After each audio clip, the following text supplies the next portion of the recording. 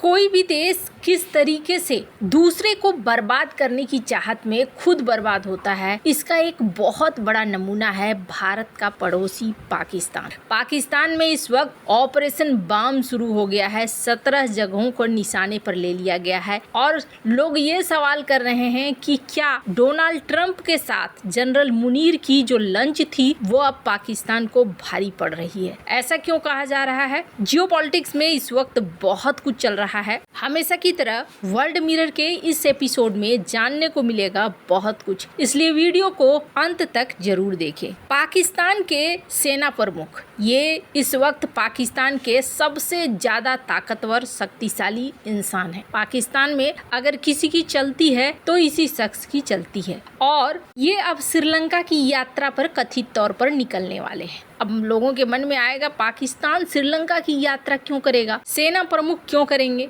क्या छुट्टियां बिताने जा रहे हैं या किसी और ख्याल से जा रहे हैं? पहली बात तो पाकिस्तान के जनरल मुनीर का श्रीलंका जाना बहुत तरह के प्रश्न सामने रखता है। क्या भारत को घेरने के लिए एक नई चाल चलने की कोशिश हो रही है? वहीं बहुत सारे ऐसे भी लोग हैं जो ये सवाल कर रहे हैं कि पाकिस्तान की अर्थव्यवस्था तेजी से गिर रही है, उसका विदेशी कर्जा 133 अरब डॉलर से ज्यादा हो गया है, बेरोजगारी और गरीबी भी बढ़ रही है, संघीय बजट का आधा हिस्सा कर्जों में चला जाता है और विश्व बैंक लाखों लोगों के लिए बढ़ते हुए खाद्य असुरक्षा पर चेतावनी दे रहा है कि भैया जनसंख्या तो बढ़ रही है, खाना कहाँ से लाओगे? आम नागरिक सब्सिडी वाले आटे के लिए कतार में खड़े हैं और स्कूल की फीस जमा कर रहे हैं। वहीं सेना प्रमुख श्रीलंका की यात्रा में अच्छा खासा खर्च भी करने वाले हैं। मुनीर के इस दौरे की लागत की चर्चा हो रही है। स्क्रीन पर एक आर्टिकल देख रहे हैं। वैसे तो पाकिस्तानी सरकार ने कैबिनेट मंत्रियों के विदेश यात्रा पर प्रतिबंध लगा दिया है, आलीशान होटलों में ठहरने पर रोक लगा दी है, सभी गैर जरूरी खर्चों पर भी रोक लगा दी। लेकिन जाहिर है ये सारा कुछ पाकिस्तान सरकार का आदेश सेना पर लागू नहीं होता है, क्योंकि सेना यहाँ पर सर्वोसर्वा है। श्रीलंका की यात्रा कहा जा रहा है जनरल मुनीर की ये यात्रा एकदम किसी अरबपति टूरिस्ट की तरह शेड्यूल की गई है। अब यहाँ पाकिस्तान के अंदर कई तरह की बातें हो रही हैं। कहा जा रहा है कि जरदारी को हटाकर फिर उनकी जगह जनरल मुनीर बनेंगे राष्ट्रपति। हालांकि पाकिस्तान के शहबाज शरीफ ने इस चीज को नकार दिया है और शहबाज शरीफ की सरकार की तरफ से ये कहा जा रहा है कि नहीं, ये सारी बातें गलत है और ये फैलाई जा रही है, हम बिल्कुल खुश हैं और हम कहीं भी नहीं जा रहे हैं। पाकिस्तान के जो गृह मंत्री हैं उन्होंने अपना एक बयान दिया है। उस बयान में इन्होंने क्या कहा? इन्होंने कहा कि हमें पूरी तरीके से पता है कि राष्ट्रपति आसिफ अली जरदारी, प्रधानमंत्री शहबाज शरीफ और सेना प्रमुख को निशाना पर बनाकर दुर्भावनापूर्ण अभियान चलाया जा रहा है और इसके पीछे कौन है।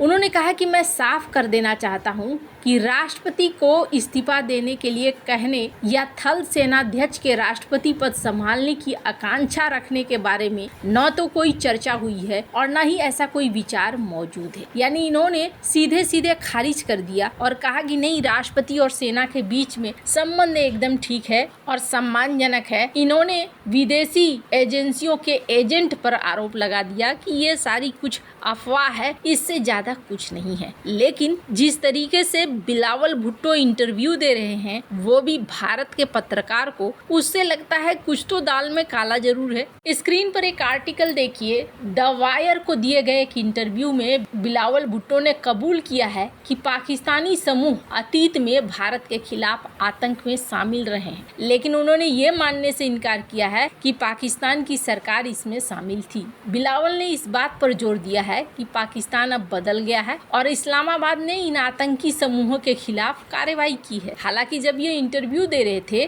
तब इनसे कई तरह के सवाल पूछे गए, जिसमें इन्होंने कई सवालों को नकारने की कोशिश भी की। पहलगाम आतंकी हमले को लेकर सवाल किया गया तो इन्होंने इनकार किया। इन्होंने कहा कि नहीं जी, पाकिस्तान इसमें नहीं है। हमले की जिम्मेदारी लेने वाले द रेसिस्टेंट फ्रंट के बारे में पूछा गया तो इन्होंने सीधा जवाब नहीं दिया। वहीं दूसरी तरफ अब्दुल रऊफ के बारे में कहा गया कि आप यहाँ देखिए, आतंकियों के जनाजे में सेना के अधिकारी मौजूद थे और वो तस्वीर बहुत वायरल हुई थी। तब इन्होंने इस सवाल का जवाब नहीं दिया, सवाल को टाल दिया। ऐसा ही हिना खार ने भी किया। जब इनसे एक इंटरव्यू में ये पूछा गया कि भाई ये जो तस्वीर है, इस तस्वीर में अमेरिका ने जिसे एक आतंकवादी घोषित किया है वो शख्स खड़ा है और उसके साथ सेना के अधिकारी खड़े हैं, तो इन्होंने क्या कहा? इन्होंने कहा कि नहीं, इस तरीके के तो लाखों रऊफ है। हालांकि इंटरव्यू देने वाले ने इनसे फिर कहा कि नहीं, सेना की तरफ से तो ये कहा गया कि हाँ जी